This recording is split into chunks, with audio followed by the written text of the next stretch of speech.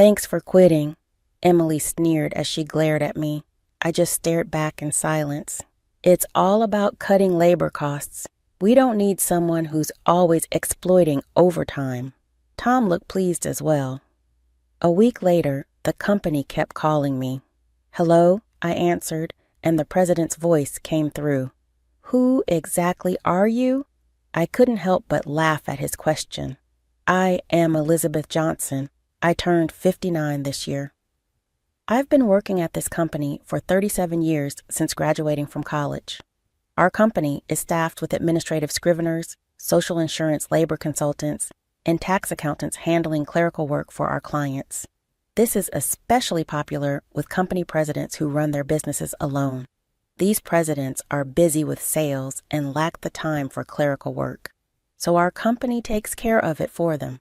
I belong to the tax department. I got my bookkeeping and tax accountant qualifications during my school days, and that's why I joined this company. Now, I'm managing 45 clients, which keeps me quite busy. Even though a part-timer handles the accounting entries, it's still overwhelming. But I can't show any weakness. Our clients are all long-term relationships, and many of them have had their fair share of hardships. Seeing them face adversity, I feel I can't lose either. So here I am in front of my computer again today. Lately, I've been troubled. Tom and Emily have been subjecting me to insidious harassment. Tom, 7 years younger than me, is the head of the tax department. He used to be just a regular colleague, but his attitude changed drastically 3 months ago when he got promoted. He used to speak politely, but suddenly he started talking down to me. Elizabeth, what are you doing? You've got some nerve slacking off during work hours. He's always either sarcastic or complaining. I'm looking at documents for tax-saving strategies for our clients. Even when I retort, Tom remains unfazed. Just check the manual for that. Don't do anything unnecessary. And if you end up working overtime, don't expect to get paid for it. Tom glared at me with those words, and I was unable to respond. Emily, Tom's assistant, chimed in. Elizabeth, you should work more efficiently. At this rate, you'll never finish. That's why you're still a rank-and-file employee. Emily laughed mockingly. I was the first to be offered the promotion to department head, but I declined at the time. Becoming a head meant more time for management and less for client interaction. However, it was an internal offer, so Tom and Emily don't know about it. I'll make sure to complete my regular duties as well, was all I could manage to say. Still, Tom and Emily's harassment continued. You're increasing overtime again? What a waste of overtime. Tom's angry voice echoed again today. Elizabeth, cut it out. Your constant overtime is dragging down the whole tax department's performance. Emily sighed as she spoke. The reason for yesterday's overtime was simple. Tom had accumulated a month's worth of declaration forms to be filed by the end of the month. After work yesterday, Tom suddenly said, "Take care of these." He left several client files on my desk. I turned pale when I saw the files. Wait, these all have deadlines this month, right? As I said this in confusion, Tom was already nowhere near. Looking for him, I saw he was already packing up at his desk. I'm heading out. Take care. With that, Tom quickly left the office. Good luck, okay? Emily followed Tom out, laughing mockingly. Unbelievable. I sighed and opened the client files left on my desk. Moreover, some of the files were Emily's responsibility. I sighed even deeper. I knew why Tom was harassing me, because they wanted me to retire quickly. I have more experience and deeper knowledge in taxation than him. As a result, other members of the tax department come to me with their questions instead of Tom. There are other reasons why everyone avoids Tom. He looks greasy and unapproachable. The only female employee who stays near him is Emily. Tom likes young women, and that's probably why he wants me to retire, to get the other female employees to rely on him more. It's such shallow thinking. It gives me chills. There's also the fact that he simply doesn't like me. Emily was harassing me to curry favor with Tom. Tom is the one who evaluates the performance of the tax department, so she probably wanted to undermine me to get a good evaluation from him. Anyway, I have to manage these declarations. Not only do I have to prepare the tax declarations for my assigned companies, but it looks like I won't be able to finish today's work either. But if I try to claim overtime, I'll just get complaints from Tom and Emily. I resign myself to unpaid overtime. Then one day, I was suddenly called to the president's office. Our company had just had a change of president. Originally, the president's father had been managing the company since its founding, and it had only recently been handed over to his son. The son had always worked at another company and still wasn't fully acquainted with our company, but it couldn't be helped since the former president had suddenly fallen ill and he had to take over. Excuse me. As soon as I entered the president's office, I noticed Tom and Emily, and for some reason, they both had unpleasant smirks on their faces. Why are Tom and the others here? I muttered quietly enough that no one else would hear. In this tense and strange atmosphere, the president spoke. Elizabeth, we'll need you to resign by the end of this month. Excuse me? What do you mean? I asked the president, my mind in a whirl. I heard from Tom and Emily, you've been overbilling for overtime, right? Other members of the tax department have only about 15 hours of overtime per month, but Elizabeth, you're already over 80 hours. Don't you find that odd? Tom and Emily have 0 overtime this month. Impressive, right? The president looked at me sternly. The reason my overtime was so high this month was that I was doing Tom and Emily's work. But if I said it was Tom's instructions, it would seem like my own inability to manage time. So I just stated the facts. I haven't overbilled for overtime. It's a result of not being able to finish my work within regular hours. The president sighed deeply. I'm doubtful, but there's no evidence, so I won't pursue it further. However, we can't continue to employ someone who works that slowly, so I want you to resign. The president's mind seemed made up.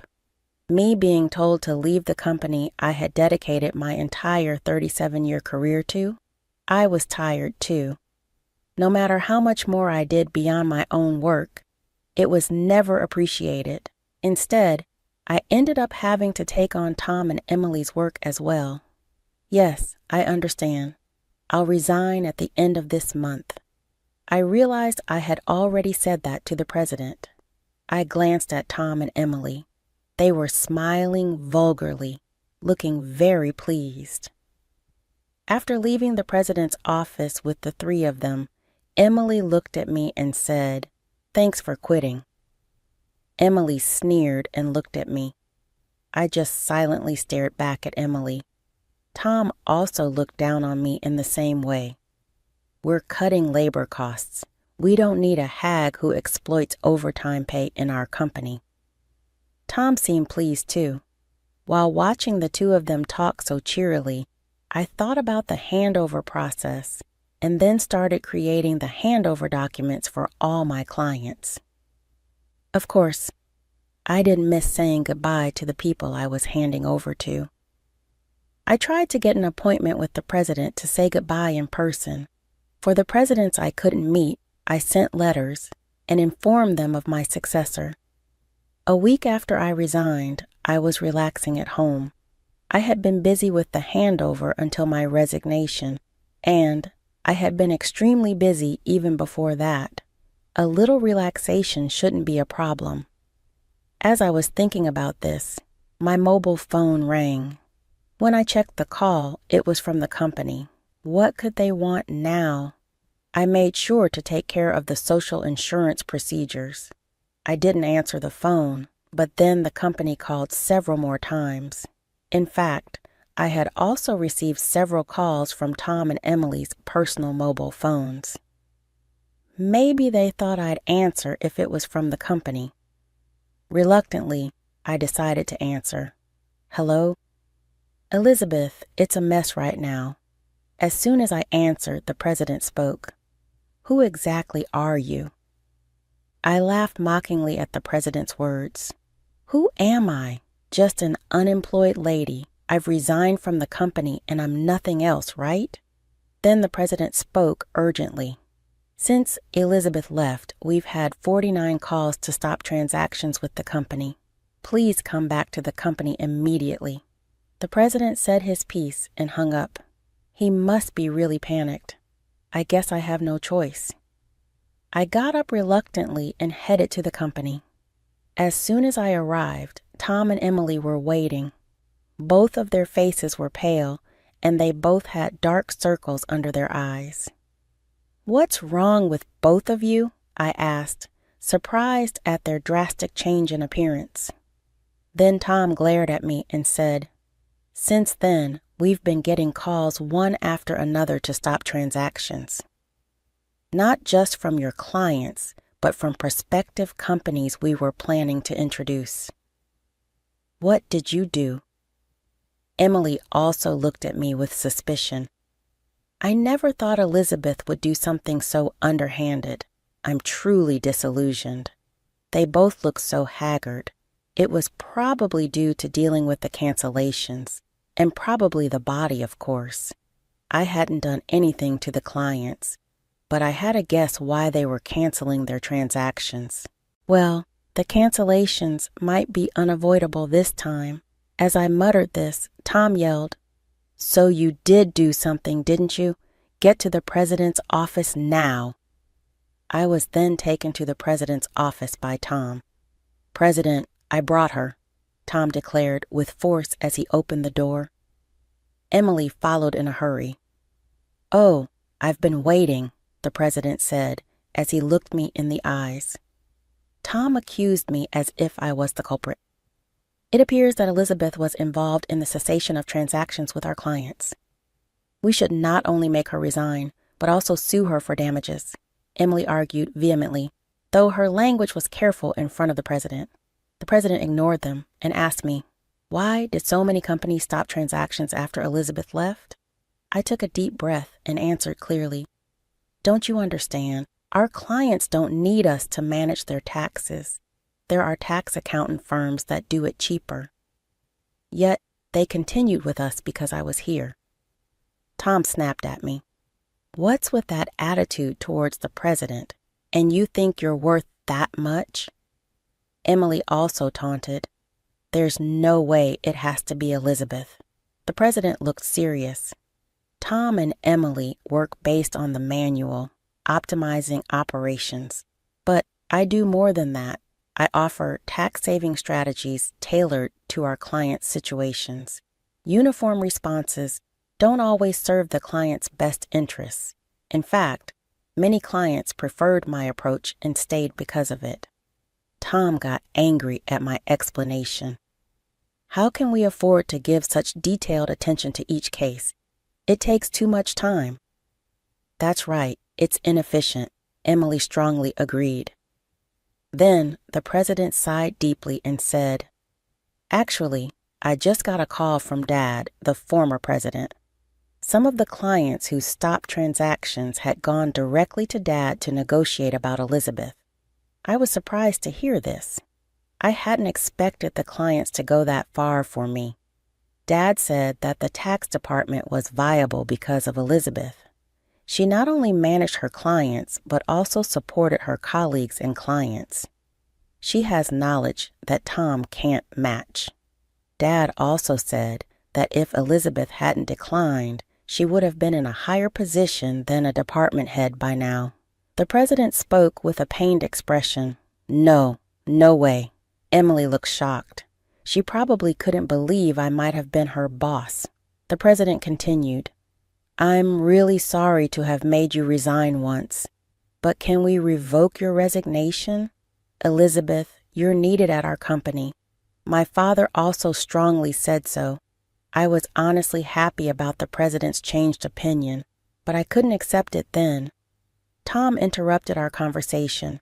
President, what do you mean she's better than me? I can't accept this. Tom was visibly upset. Emily also protested. Tom is a wonderful boss who cares for his subordinates, and yet you choose Elizabeth over him. That's unacceptable. The president then looked sternly at them. Actually, since Elizabeth resigned, we've been receiving numerous complaints from the tax department. You two seem to have been pushing your work onto others, haven't you? What? Why would you? Tom's face turned pale. The president started speaking with a look of disgust. I've heard from the employees, Tom. You've been pushing the preparation of your clients' declaration forms onto your subordinates, including Emily's work for many clients. Next to Tom, who was getting paler, Emily trembled when her name was mentioned. There was a leak saying you've been pushing your work onto Elizabeth until she resigned. Tom, you were calling her a salary thief. It seems the roles are reversed, aren't they? The president spoke with a sigh. No, that's not all. Tom was visibly flustered, seemingly unable to come up with an excuse. Observing Tom and Emily turning pale together, the president continued. Also, there was a leak that you two are in a relationship. You were often seen leaving work together. But Tom, you're married, aren't you? The president glared at Tom and Emily. I was just mentoring Emily as her superior. Nothing inappropriate. Tom struggled to find the words. When the president produced several receipts, he continued, These are receipts queried by the accounting department. These dining expenses were filed by Tom. Who were they with? Certainly not with clients, right? Tom was sweating profusely, unable to speak. Emily's face turned ghostly pale. Tom and Emily, you've neglected your duty and inflated expense claims. Plus, you're having an affair in the office despite being married. According to company policy, I'm terminating your employment as of today, the president told them calmly and straightforwardly. Tom and Emily tried to resist. Please wait. I'll retract the receipt claims. Just don't fire me. I have a family. Tom desperately tried to reverse his firing. Emily did the same. Please, I don't want to be fired. Emily was on the verge of tears, realizing the severity of being fired for neglecting work and having an affair with a supervisor. She must have been worried about her reputation. I advised Tom and Emily, why don't you just stop resisting? It's undignified. Tom glared at me. Shut up. What would a single person like you understand? I sighed and said, Tom, you were the one who got me fired. It's just karma. What goes around comes around. Why don't you take some responsibility and reflect a bit? Damn it. Tom looked frustrated. Emily bit her lip. I haven't reported this yet, but there's more to Tom and Emily's misconduct. Should I share more details? I asked the president with a smile. Tom and Emily's behavior was well known in the tax department. Their stories had reached me whether I liked it or not. No, please don't, Elizabeth said. Both were frantically trying to stop me. I gave them an ultimatum. Wrongdoings eventually come to light. It would be better for you to face reality before it gets worse. In my words, both of them collapsed to their knees. Ultimately, Tom and Emily were fired on the spot. I revealed their misdeeds afterward, including Tom faking business trips to go out with Emily for days and harassing employees they disliked into quitting. I tried to help those employees, but Tom and Emily's tactics were insidious. They repeatedly reprimanded and pressured employees out of my sight. It was also common for them to suddenly assign work with tight deadlines. The employees who resigned asked me to keep quiet, but now they are happily working at other companies. So I decided it was okay to speak up. The president was furious at my revelation. He expressed his anger about cutting their final salary. He also planned to thoroughly investigate past inflated expense claims. Tom was begging the president, tears in his eyes. "Please don't cut my salary. What will I tell my family if they find out?" Eventually, Tom and Emily's affair was exposed to Tom's wife. Tom ended up getting divorced. The two are now facing claims for compensation in the divorce lawsuit. I know this because, for some reason, Tom contacted me. "Please, can you persuade the president to reconsider the firing? Emily and I are in a real bind now." Apparently, Tom and Emily are struggling to find new jobs. The tax industry is somewhat insular. If you commit too many misdeeds, word spreads quickly through the industry's network. That's why no one is willing to hire Tom and them. However, they need money for the divorce compensation and living expenses. So now they're working day labor, like at construction sites. People used to office work suddenly doing hard labor outdoors. Must be tough. Emily often calls me crying. "Elizabeth, please help. I just wanted a raise and a better life." "I never really liked Tom, and this situation is unbearable," Emily would say, crying. However, Tom and Emily's predicament is their own doing. Many people, including myself, have been victims of their actions. So I told Emily, "This is all your own fault. You can't unring a bell. It will be hard to return to the same path. You're just going to have to deal with the hardships." "No way," Emily cried out in despair. This was the outcome of Emily's actions. I hope she continues to regret her actions in the future. As for me, I'm still enjoying a relaxed lifestyle away from work. The president has been begging me to return, but I have declined. After being told once to resign, I don't think I'll go back. Sometimes I help out at a friend's tax office to earn a bit of money. Maybe once things settle down, I'll start my own office. Like my friend in my own office, no one can complain about my working style. I can fully dedicate myself to my clients. As a tax accountant, I want to be on equal footing with my clients, not as a teacher, but as part of the service industry. My second life has just begun. I'm looking forward to delving into what I want to do next.